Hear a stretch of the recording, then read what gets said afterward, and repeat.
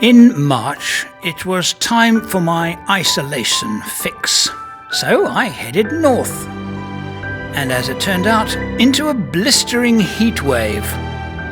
So, that wasn't going to work. I tried again. But this time, things were perfect.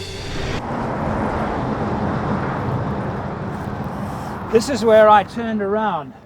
About 10 kilometers from the town of Lenora, Laverton, 100 kilometers more of asphalt and then bush track.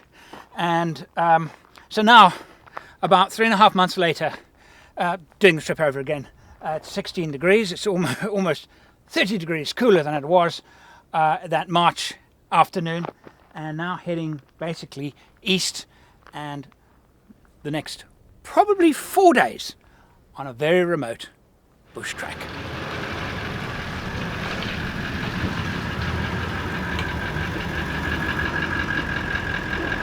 Last bit of packing. It is uncharacteristically rainy, and March is normally still very hot. I live in the city of Perth, about half an hour north. City of Perth is by far the largest city in Western Australia. This is my cat. Meet YouTube. She doesn't like YouTubers. Sorry. I'm seconds from leaving. I wanted to show you, I don't think I've done this before. I'm not sure. Have I ever done before? Okay, when I'm traveling on my own, this is my cab. It's already looking a little bit shabby, but that's because I haven't put things in the final places. So I carry my camera equipment normally is in the back. If I'm traveling with two people, I've got a special place for my camera equipment in the back. I'm not using it. I'm actually using a camera bag here. It's easier to get it from the seat than it is opening the back every time I want a camera. The drive out of Perth will take approximately 1 hour. That's 1 hour until I get out of the built-up metropolitan areas. By then I'll be in farmland, speed will increase, and it's a bit of a trudge because speed limits are very low.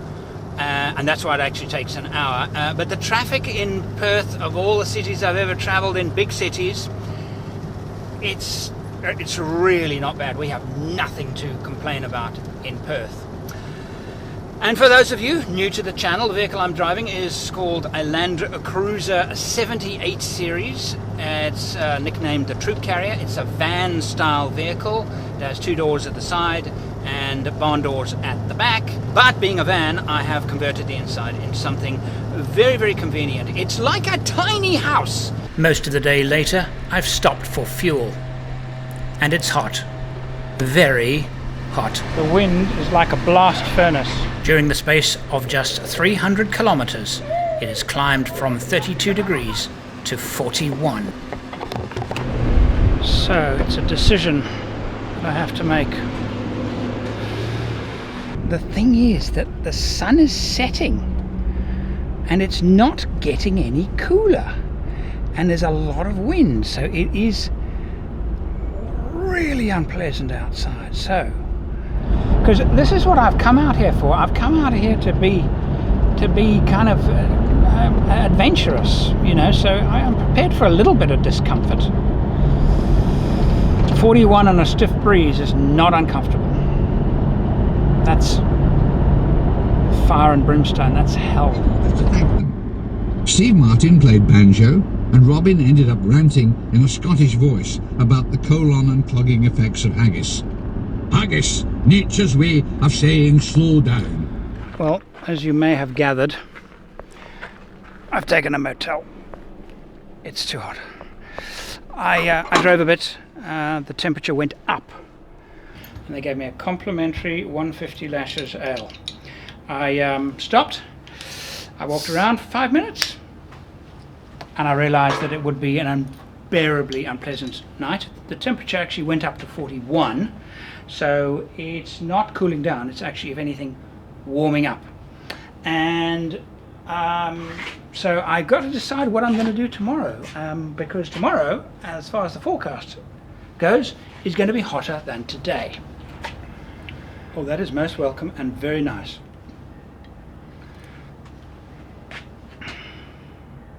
All I want to do is go and have a shower. It's crazy. just arrived, and all I want to do is go and have a shop. Unpack the car, get some food out and clothes out, and get in the air-conditioned room. Nothing else for it. This is not what I wanted, but then again, not all trips go to plan.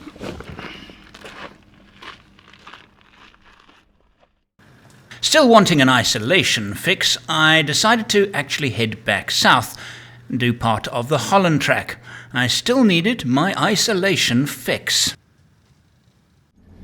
So a whole day on asphalt is all it takes to get into. So that's the deal. Shortest possible time to get into the real Outback. One day, one good solid day, 850 kilometers-ish. That day I'd made it onto the very furthest western section of the Anne Beadell Highway and found myself utterly alone. Been a long day. I rolled out of my campsite at 6 o'clock, but actually before 6 this morning, and I've had a lovely day driving. It's been fantastic, and the last section, actually the road's quite good. I expected it to be very much slower, much rougher, and only the last 20 k's has been rough. Other than that, it's been actually quite nice. And very thick bush. Lucky to find myself a clearing. And this clearing, I think, is probably as a result of mining. If you've never travelled alone before, it's a unique experience in that you only have to worry about yourself, particularly if you are, like I am now, well out of mobile phone range. So I am completely isolated, and I haven't seen anybody since I left the asphalt. I have not seen another human being. I'm alone. I only have myself to worry about. And that little machine in the sky there. Nothing else. It's a wonderful experience. If you've never done it, do it.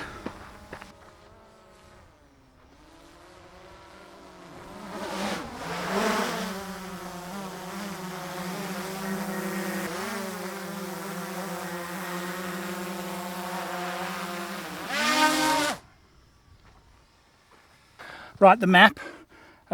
You can see Lenora there, Laverton there. That's where I fueled. And I've gone up here, and started getting rough around here, past the abandoned mine, which is really nothing. And I'm about there now. I was thinking about getting to the campsite here, but that's the road's got a bit rough. That would be another hour or so, so I decided not to do that. And tomorrow night, I guess I'll be somewhere around Neale Junction, and I'm going to be heading south on the Connie Sue down here. So today I made very good time, actually, better than I thought I would. And this is an experiment. I don't know.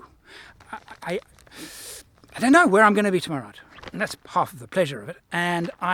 But I'm going to try and be back in 6 days. But only because the whole point of this is what can I do out of Perth inside a week? 6 days total travel time with 1 day extra in case of issues here and there, or you get lost here and there, and add a day. The keen-eyed viewers will notice that I have a new set of rubber. Yes, I have some Falcon mud terrain tyres. I'm giving them a try.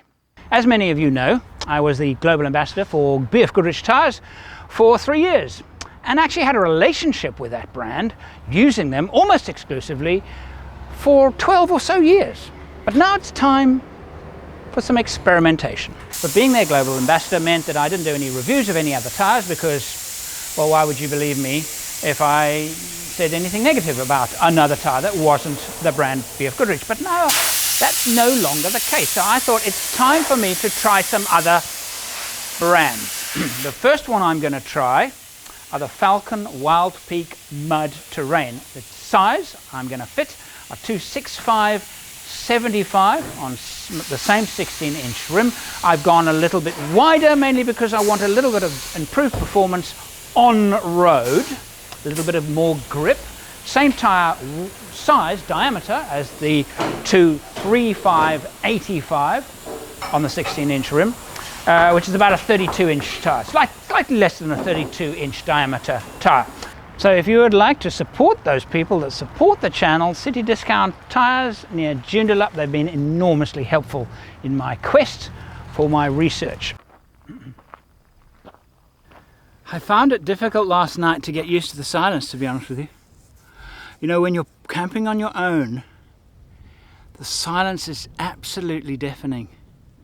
You hear the slightest sound in it, and I found it difficult to actually relax. And I think it's quite common for me that I love traveling on my own, but I don't enjoy the nights much. I find there's a certain tension. I had a beautiful, gorgeous morning. I've just filmed a story about solar panels mounted on vehicles, etc., etc. That video, if it hasn't gone up already, will go up soon. What I've learned over the years about using solar panels. Sat phone goes into my emergency bag. This is the bag that I keep behind my seat, and it is for emergencies. It contains rations. In fact, I've done a video on it, and it basically is in the event of an emergency like a fire, vehicle fire, or something like that, I can grab it and and it has my sat phone in it, obviously, and it has a survival kit.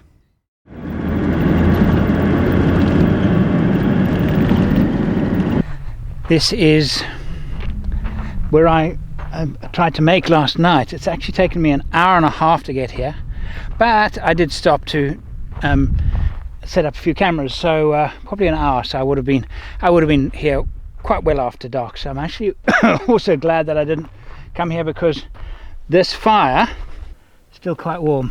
There were other people here, so I'm actually glad that I picked a lonely spot. Bit of a surprise in the bush. Lake Yeo, Y-E-O homestead. I wonder if people actually lived here once. I guess they probably did, since there are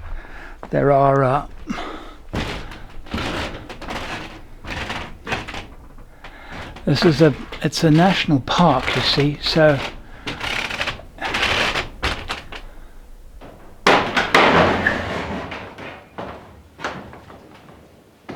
very remote. On the walls and everywhere are little stickers and little notes where, so if you find yourself in trouble and are in need of rescue, you can actually, well, the closest place is 65 kilometers. You'd have to walk there, or if you were in a convoy, somebody could drive there to get help. It's very, very remote. I've done 100 kilometers today, and it's already 12:10. Actually, that's not too bad. Since I left at 9, that's actually not bad. The road's been rough. And of course now this is it would be the western reaches of the Great Victorian Desert. I've been paying close attention to my fuel consumption. The route I've planned is at the far end of the Land Cruiser's range. 1,061 kilometers is what I've measured on the map. If I can make it, then I want to make sure that I have at least a 100 kilometers range left in the tank when I reach my destination. Quick break. Beautiful spot here, and I thought, well, camping spot, beautiful camping spot. There are not a lot of landmarks around. Occasionally you get beautiful forests, and then dry, barren scrub, and then occasionally a landmark like this, and then nothing. So, but it's too early. It's only 1:30. I want to get some more mileage behind me today. It's a pity, actually. I can just hope that there's something better ahead. If I think about this landscape, it's all very, very flat, and occasionally hills like this, and they're monuments to time. They're the last vestiges of something else, and you can almost, by looking at the rocks, see how time has pulling them off the cliff, and eventually that will be the same as that. Anne Rosalind Beadell, 1906 to 1941 to 24th of November 2010. That's not very long ago. Wife of surveyor Len Beadell, and after whom this highway is named. Highway, good on you. Her ashes were placed at Woomera by her children and grandchildren in April 2011. How nice.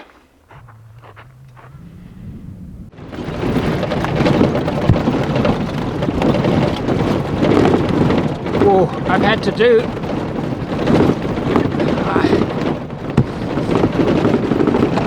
I've had to put up with this today quite a bit. The corrugations get so bad that if you try and drive them fast, you'll break the vehicle. So you just have to endure them at a low speed.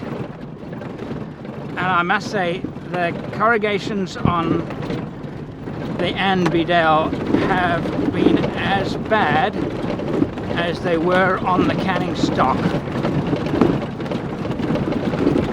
Some of the worst I've ever had to. So I am very grateful to have reached Neale Junction, the place that I had intended to stop at tonight. I haven't seen a single human being all day, which is, well, actually quite nice.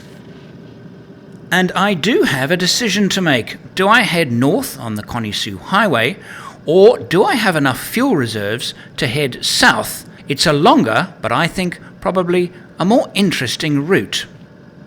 But I'll probably leave that for tomorrow. 4:15. Long day because of the interminable corrugations.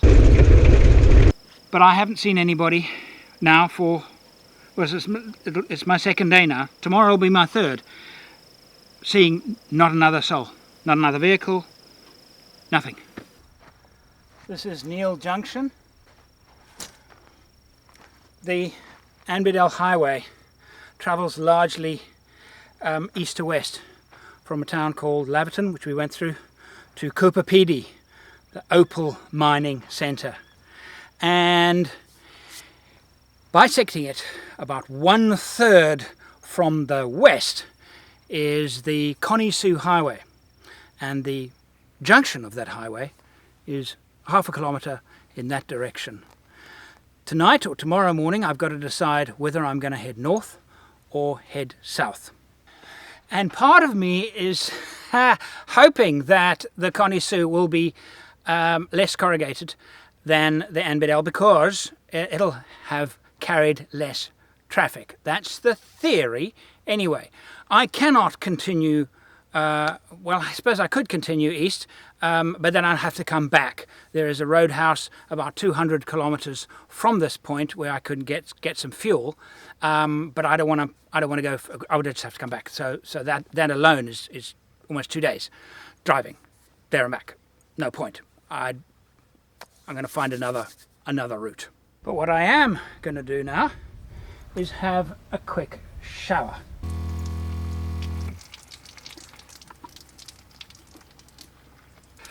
So there you go. It's such a nice system because I can have a proper shower. And when I say proper shower, I'm talking about a proper, decent, hot shower. I can tell you now, I've probably used about 4 litres of water. That is a very, very nice, and you'll notice that the colour of the light is really quite warm. I took advantage of the blackness to try out a few new torches and head torches, those in a different video.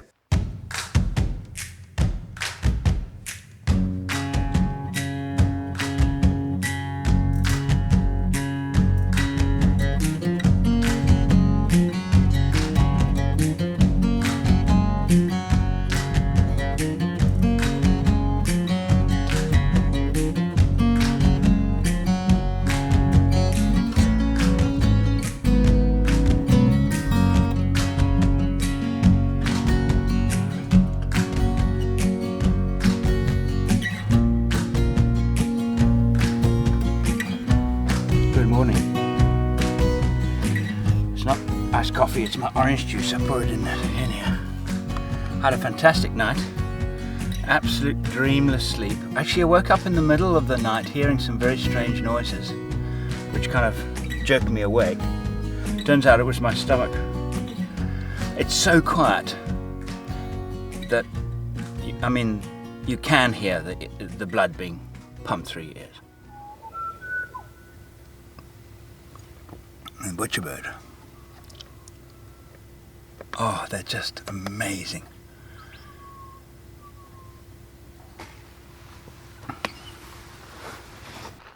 It's really wonderful when you look at a map and you look at a map and you look at a map and you start drawing lines on the map on how you're going to go, and then there's a particular waypoint that you think about, okay, we're going to get there, and then we're going to da-da-da, and then finally you arrive at that waypoint and this is it. This is what I've been thinking about for so long, planning the trip. Anyway, today, that waypoint is the Neale Junction, which is the junction between the Anne Beadell that goes east-west to the Connie Sue, which goes north-south. And I, this morning, have to decide whether to head south, which is a longer route, and it's kind of on my way home, or north, which is a bit out of my way, but it's shorter to the next fuel stop. And the question is, do I have enough fuel and reserve in my tank to make the southern route? Put it on just like an evening dress, break to the right, sway to the left. In the morning everything is spent, and I make my way back home.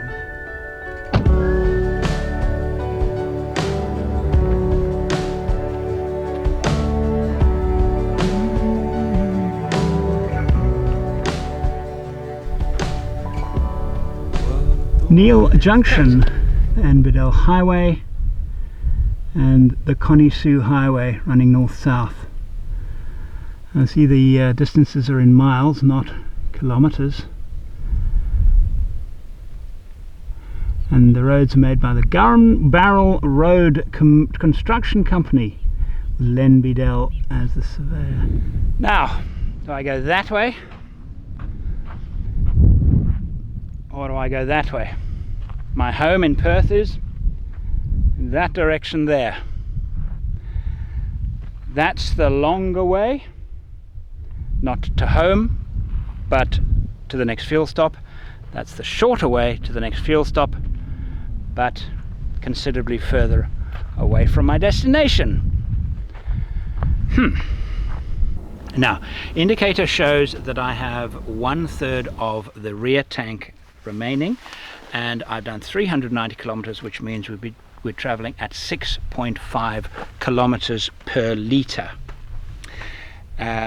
which, given the conditions, seems a little high, but let's be conservative.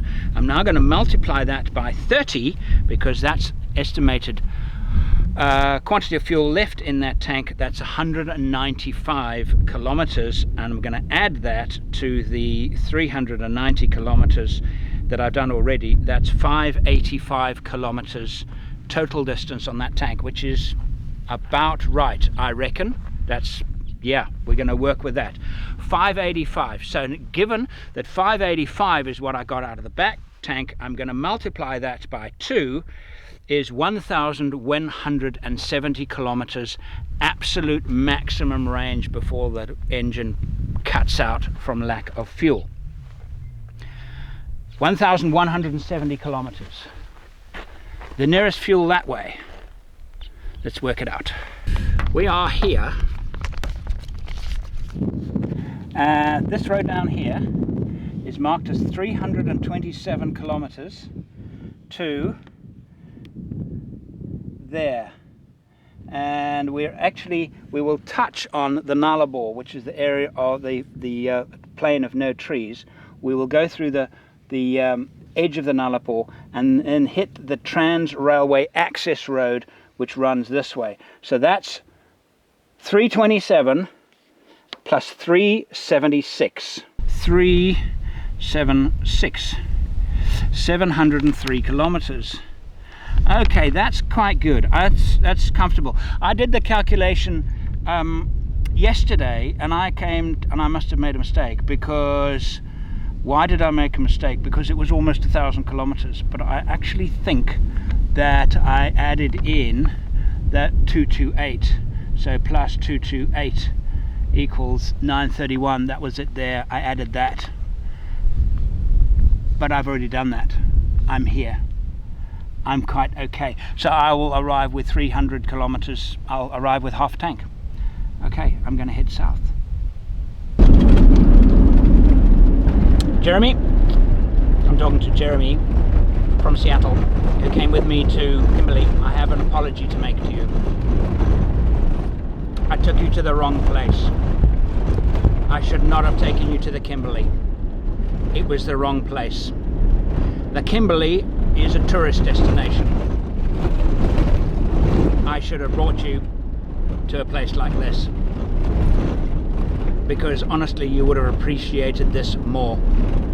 The Kimberley is a beautiful area with a road going through it that's got a name called the Gibb River Road. This is Outback, Australia. There's nothing here, and that's its beauty. I should have brought you here. Time for a quick stop. We're at an intersection on the map. There are very few other landmarks. Well, in fact, there are no landmarks. The landmarks are imaginary. They're just lines on a map. But in fact, here it is. There's a road that heads due west. Just taking a little break. Stretch we've done. How much have we done? Kilometers today. 75 kilometers. And it's just after 12. So that's an hour and a half. 75 kilometers, an hour and a half. That's not bad. It's quite good, really. Well, I never. This track is smooth. Smooth. I mean, I'm sitting at 60 in fifth. So my economy is going to improve, because I'm just gliding over the road. It's uncanny. It's so smooth. Kind of what I hope for, really, because you know, the corrugations after a while get to one, and I figured that this would be a far less used track, and therefore fewer corrugations, and I am definitely right.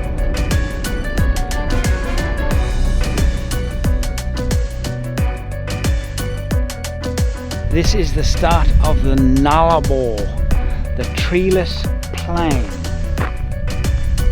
And yeah, I'm pretty excited to be here, actually.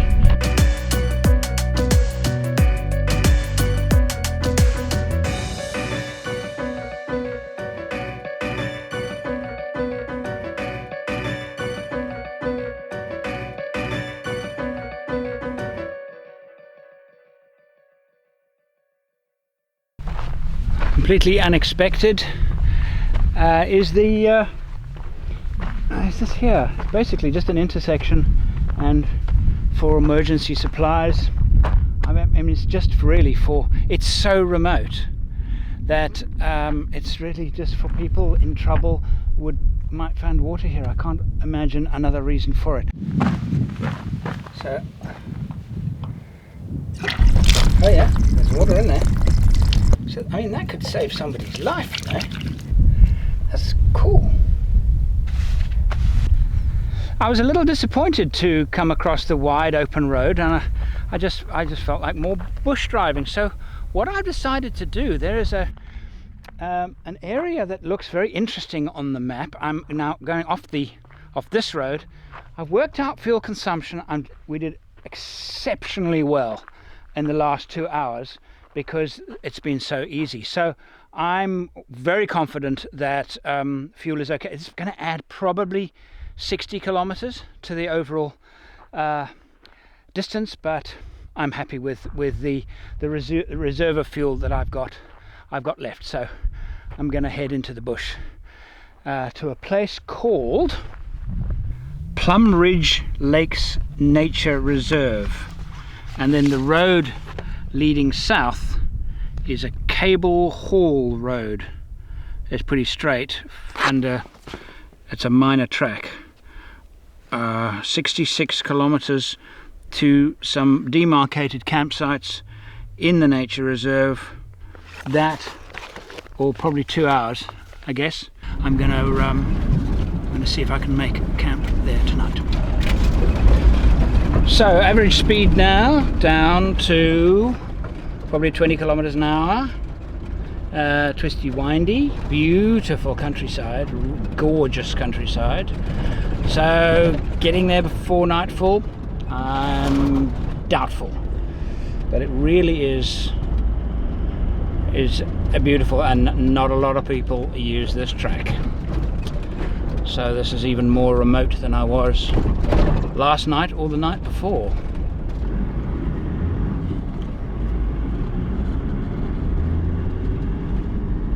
With the light fading fast, I'm torn between finding a campsite now or pressing on to the campsites marked on the map. So I'm chasing the darkness.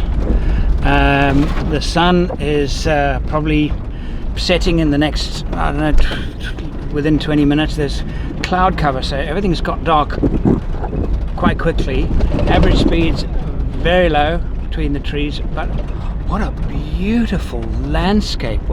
It's absolutely exquisite. It's like parkland. And I'm so glad I did this, because when I first did the Nullarbor, I mean, we're not actually in the Nullarbor, but we're right on the edge of it. I thought to myself, I was a bit disappointed. I expected more, but that's because I was on the southern rim and we didn't see the Nullarbor proper. Now I'm getting to see it. So I'm going to just carry on pushing on, and even if I actually drive a bit in darkness, I will, because I want to get to some of the bush camps. Not a lot of camping sites around here. I could find a place and just put the... But I suspect that some of the bush camps are in really, really beautiful spots. So I'm going to push on. Now that bush is... The bush is really, really thick here. I don't know what's ahead. I have absolutely no idea. It's kind of exciting. And I've got 657 kilometers and still on the same tank. So our consumption is quite a bit better than I thought, which is great news, because that means that if I want to do a detour and go and look for a nice place or whatever, I can.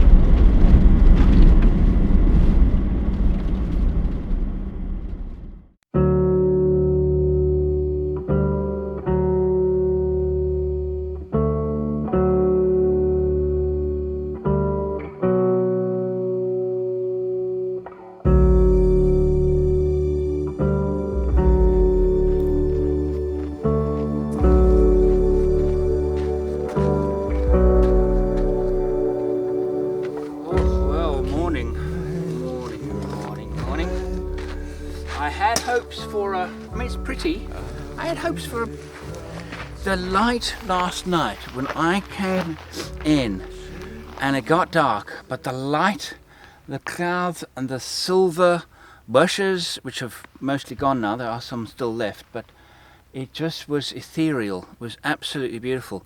And this morning I woke up and it's ordinary again. I mean, it's nice, but it's ordinary. So today, I don't know, I'll just kind of continue heading west.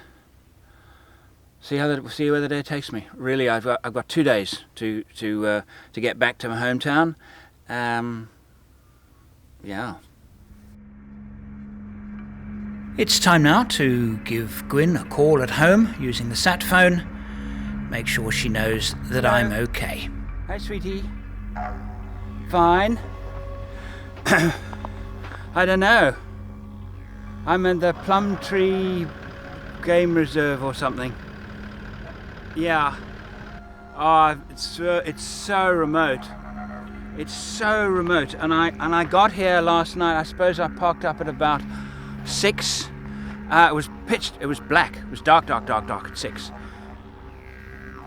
Yeah. Well, I've never been here before, so it was a bit of a. You know. No, that's why. Yeah. Yeah, I know. I do. It's okay. Red ground, yellow grass. It is spinifex, but it's very young spinifex. It hasn't turned into the balls. And the earlier part yesterday, driving in here. Yeah, it was so beautiful driving in here. The clouds, because it's cloud cover this morning. I've got 100% cloud cover. Had a tiny bit of rain last night. No, it won't make it difficult getting out of here. No, it was a tiny bit of rain. It was a spatter. It kind of woke me up. So, yeah. As I was saying, coming in, it was this ethereal silver, like the plants you get on the Nullarbor, the particular kind of shrub you get in the trillions and the Nullarbor, were covering the land. And driving through the incredibly thick bush. I mean, the track was actually quite easy to drive on, but twisty. And for 3 hours yesterday afternoon, twisty. Now, I loved it. Absolutely, because I never knew what was around the next corner. It was very nice. It was very, very nice. So I got in and I was very quick to set up. I made myself. I had the pre-cooked was a bolognese. That bolognese thing with a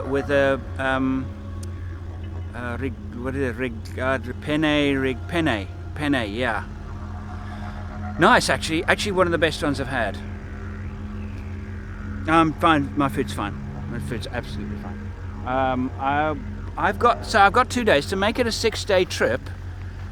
As I had thought, it means I've got basically two more camps. Actually, tonight will be. This is what I love about this. I don't know how many nights I've been camping now. I think this one I've just done was. Well, there you go.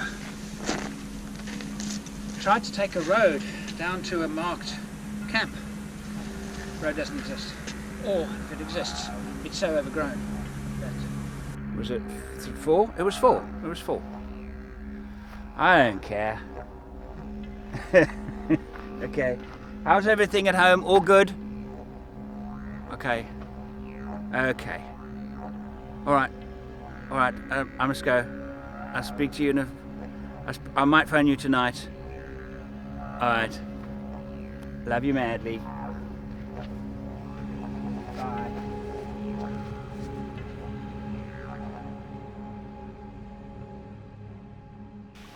The Falcon Wild Peak Mud Terrain Tower. It's far too early for me to be able to give any kind of review, but I can give impressions. The terrain has been mixed, reasonably demanding on tyres. Yeah, pretty demanding on the tyres. I can't fault them. I can't fault them because, well, what am I looking for a mud tyre? I want a mud tyre that's going to be strong. This has a 3-ply sidewall, which for me is a minimum.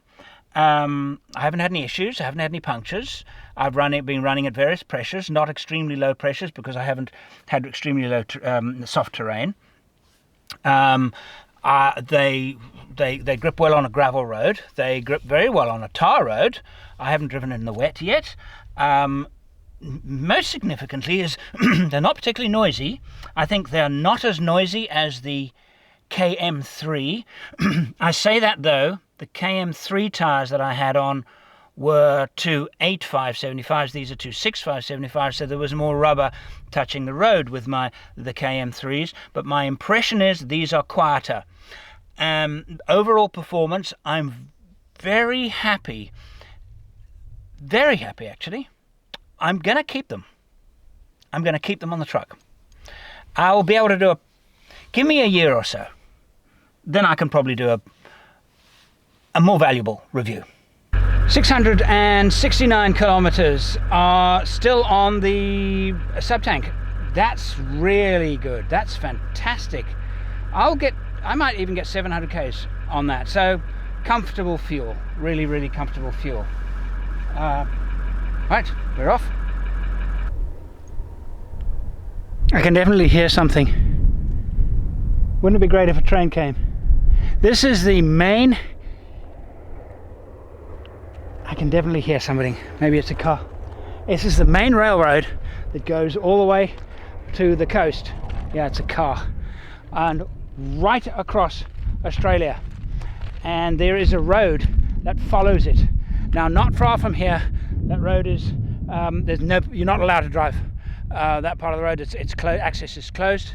But here, I am permitted to drive alongside the railway line, and it will take me to Kalgoorlie, and from Kalgoorlie I'll take the asphalt road home. Getting cold, windy. It's going to be a cold night camping tonight. This is a very bitter wind. It's been a long drive. Highlights of this trip, product wise, my little head torch. I think I found a favorite.